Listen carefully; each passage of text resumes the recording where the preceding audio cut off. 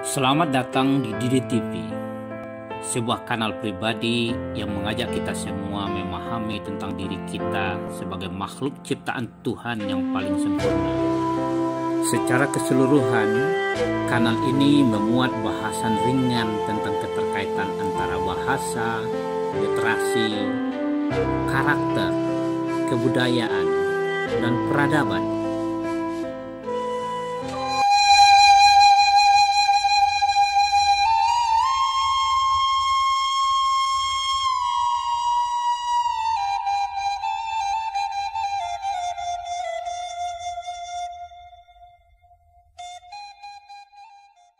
Assalamualaikum warahmatullahi wabarakatuh. Pada edisi ini, Didi TV hadir dengan bahasan pembentukan KATO pada anak usia dini yang disebut dengan emergent literacy.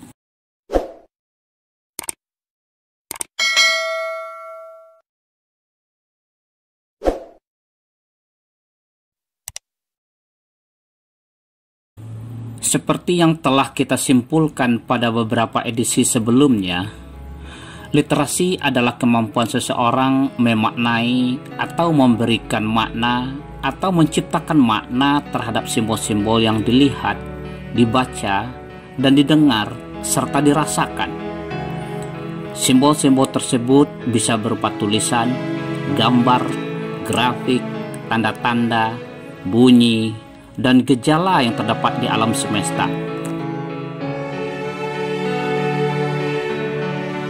Yang mempengaruhi dan menentukan makna, pesan, informasi, dan pengetahuan yang diciptakan oleh seseorang di dalam otaknya adalah rangkaian makna, pesan, informasi, dan pengetahuan yang sudah ada di dalam otak seseorang tersebut, yang kita sebut dengan KATO, bukan kata. Pertanyaannya sekarang adalah bagaimana pembentukan KATO berlangsung di dalam otak manusia. Sebelum membahas proses terbentuknya KATO dalam otak manusia, perlu diyakini bahwa makhluk yang diberikan kemampuan menciptakan KATO hanya manusia, bukan tumbuh-tumbuhan, bukan hewan, bukan jin, bahkan bukan malaikat, sebagaimana disampaikan oleh Allah Subhanahu wa taala dalam surat Al-Baqarah ayat ke-31.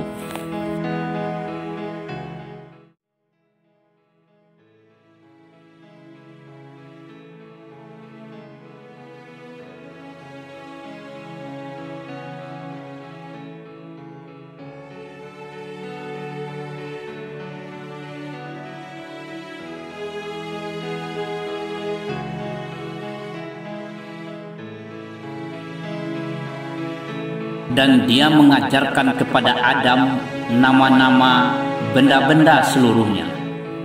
Kemudian dia mengemukakan kepada para malaikat, lalu berfirman, "Sebutkanlah kepadaku nama-nama benda itu, jika kamu memang benar-benar orang yang beriman." Ayat ini adalah lanjutan dari ayat sebelumnya, ayat ke-30, yang menggambarkan keberatan malaikat ketika Allah memberitakan bahwa Ia memutuskan hendak menjadikan manusia sebagai khalifah di muka bumi. Pada ayat berikutnya, ayat ke-32, digambarkan bahwa malaikat akhirnya mengakui kelebihan manusia dengan kemampuan menguasai nama. Bukankah dalam kajian linguistik, kata juga dipahami sebagai nama yang diberikan untuk sesuatu, baik benda, aktivitas, sifat, atau keadaan, keterangan yang menjelaskan sifat, tempat dan waktu, serta kata lain yang berfungsi gramatikal. Proses pembentukan KATO di dalam otak manusia berlangsung sejak usia sangat dini. Bahkan ada yang meyakini bahwa proses tersebut telah mulai berlangsung sebelum kelahiran sampai akhir hayat seseorang. Makanya secara jelas Rasulullah Shallallahu Alaihi Wasallam menyuruh kita semua untuk menuntut ilmu mulai dari ayunan sampai liang lahat. lifelong education, bukan long life education. Namun masa pembentukan kato yang paling signifikan dan strategis berlangsung pada usia dini, sehingga banyak yang menyebutkan rentang usia ini sebagai the golden age. Walaupun sangat singkat, masa inilah yang paling menentukan sebagian besar bagaimana seseorang memaknai semua simbol-simbol, tanda-tanda, dan gejala-gejala yang terjadi pada alam semesta. Kemampuan dini seorang anak memahami simbol, tanda-tanda, dan gejala-gejala alam inilah yang disebut dengan emergence literacy. Istilah emergence literacy memang masih belum populer di kalangan masyarakat Indonesia, termasuk Minangkabau. Ada yang menyebutkan dengan literasi dini, walaupun istilah tersebut belum resmi menjadi istilah keilmuan. Bagaimana kato tersebut terbentuk dalam otak manusia? Manusia membentuk kato di dalam otaknya melalui simbol-simbol, tanda-tanda yang bisa berupa bunyi atau sound, bentuk atau sight, rasa atau taste, rasa atau touch, bau atau smell. Untuk itu, Tuhan memfasilitasi manusia dengan alat penginderaan yang disebut dengan panca indera. Ada ahli yang menyebutkan dua lagi, yakni kesadaran tubuh atau proprioception dan keseimbangan gerak dan koordinasi vestibular. Penginderaan yang paling dini berfungsi pada manusia adalah pendengaran. Bunyi yang dihasilkan oleh alam atau chord merambas melalui gelombang udara, membentur genderang telinga manusia. Getaran tersebut langsung dikirim ke otak untuk dimaknai. Makna tersebut kemudian disimpan di dalam memori sebagai rujukan atau referensi pembentukan makna berikutnya. Oleh karena itu, sesaat setelah seorang anak lahir, Rasulullah Shallallahu Alaihi Wasallam menyuruh kita memperdengarkan kalimat tauhid ke telinga anak, pengakuan bahwa tiada Tuhan selain Allah dan Muhammad adalah Rasulullah. Kemudian diikuti dengan getaran bunyi perintah sholat. Dengan demikian, sel kato pusako yang paling awal terbentuk di dalam otak seorang anak adalah kalimat tauhid dan perintah sholat. Inilah yang menjadi folder utama, tempat penyimpanan jutaan bahkan miliaran kato yang akan terbentuk di kemudian hari. Ada juga yang berpendapat bahwa proses pembentukan kato di dalam otak anak telah berlangsung ketika anak masih dalam rahim ibunya, sehingga ada yang menyarankan agar ibu hamil selalu memperdengarkan kalam ilahi dan bunyi-bunyi yang memicu tumbuhnya sel konstruktif di dalam otak si janin.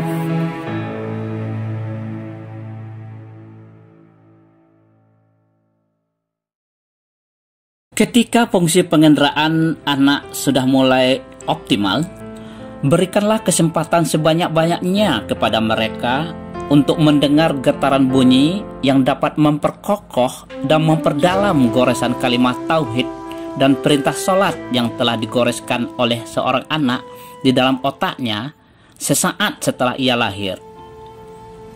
Getaran bunyi tersebut bisa berupa lantunan Asmaul Husna, ayat-ayat Al-Quran, doa dan zikir, dan bunyi-bunyian konstruktif lainnya.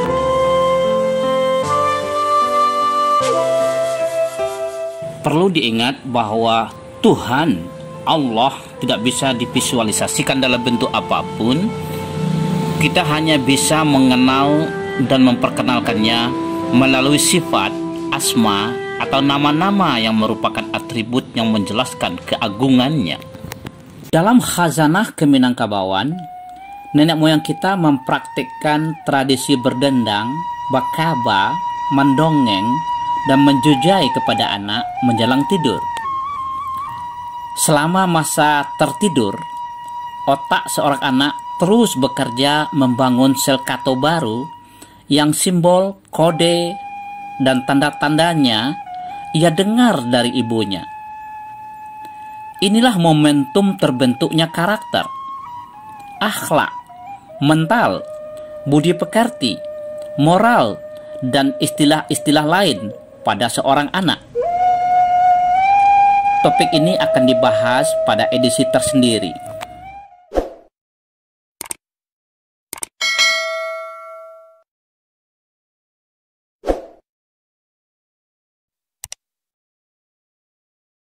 Akhir-akhir ini, praktik mendongeng dan bercerita kepada anak dipopulerkan kembali oleh penggiat gerakan literasi. Mereka memperkenalkan dan melakukan praktek mendongeng dan bercerita kepada anak, bahkan dilombakan. Sayangnya, Perpustakaan Nasional Republik Indonesia setiap tahun menyelenggarakan lomba mendongeng dan bercerita anak, bukan mendongeng dan bercerita kepada anak. Bukankah si anak yang harus mendengar cerita, bukan bercerita? Bukankah sel otak anak yang akan tumbuh dan berkembang dengan mendengarkan cerita, bukan bercerita? Mudah-mudahan didengar oleh pemangku kepentingan.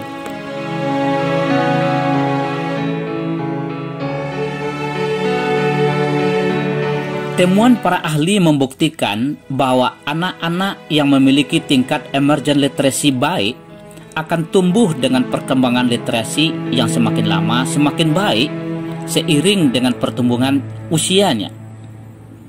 Sebaliknya, anak yang memiliki tingkat emergent literasi rendah cenderung mengalami pertumbuhan literasi rendah, bahkan pada usia tertentu sekitar 9 tahun akan mengalami stagnansi, tidak berkembang. Jangan-jangan inilah yang telah dan sedang terjadi pada anak-anak kita hari ini, sehingga kita selalu berada pada urutan kedua dari bawah kemampuan literasi sedunia. Pada saat usia anak menanjak 1 tahun, saat fungsi penginderaan penglihatan semakin sempurna, ajaklah anak untuk memberikan atau menciptakan makna dari simbol-simbol tercetak dan tertulis. Gunakan buku untuk bercerita atau mendongeng kepada anak. Gunakan buku yang bergambar dan penuh warna-warni, minim tulisan atau karakter. Jangan paksakan mereka mengenal huruf, karakter, atau tulisan pada usia dini, karena tulisan tersebut tidak mampu memicu imajinasi anak dalam menciptakan makna pada saat membaca. Ibu-ibu yang mempunyai anak usia dini bisa melakukan eksperimen kepada anaknya. Pada saat menjelang tidur, ajaklah anak untuk mendengar cerita yang menarik. Peganglah buku bergambar berwarna-warni, minim tulisan, seolah-olah ibu membacakan buku cerita tersebut kepada anak dan anak ikut menyaksikan buku tersebut. Setelah anak tersebut tertidur, letaklah buku tersebut tidak jauh dari jangkauannya. Coba perhatikan keesokan harinya ketika anak baru bangun, dia akan kembali bertanya dan mencari buku yang dibacakan kepadanya tadi malam. Jika anak meminta ibu untuk menceritakan kembali atau melanjutkan cerita yang diikuti tadi malam, jangan ditolak, lakukanlah. Sampai saat tertentu, anak akan berupaya dan berpura-pura membaca buku-buku tersebut sendiri. Ini adalah momentum yang paling efektif. Kita memberikan kesempatan kepada anak untuk menumbuhkan sel kato konstruktif di dalam otaknya. Pada saat anak sudah mulai bisa diajak berbicara, berikan kesempatan atau pancing mereka untuk bertanya, atau orang tua yang bertanya kepada anak.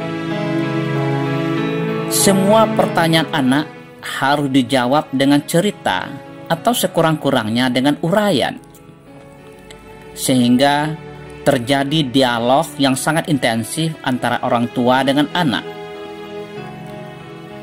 Praktek ini dikenal sebagai dialogic reading. Pada saat anak sudah mulai bersosialisasi dengan teman-temannya atau anak-anak tetangga, dia akan melakukan apa yang dilakukan ibunya kepadanya. Dia akan bercerita kepada teman-temannya sambil memperlihatkan gambar-gambar yang ada dalam buku yang digunakan oleh ibunya ketika ibunya bercerita kepadanya. Tanpa disadari, anak-anak telah menumbuhkan sel kato atau makna di dalam otaknya secara terus-menerus. Semua kato baru yang mereka bentuk akan tersimpan di dalam folder utama yang telah tersedia pada saat anak lahir dan usia sangat dini. Demikianlah proses pembentukan kato di dalam otak anak pada masa usia dini. Semakin bagus tingkat literasi anak pada usia dini, semakin baik pula perkembangan literasinya pada usia-usia selanjutnya. Begitu pula sebaliknya. Jika suasana dan praktek ini dilakukan oleh semua orang tua, khususnya ibu-ibu yang mempunyai anak usia dini, ada suatu harapan optimis bangsa ini akan maju jauh lebih cepat dari apa yang kita alami selama ini. Insya Allah.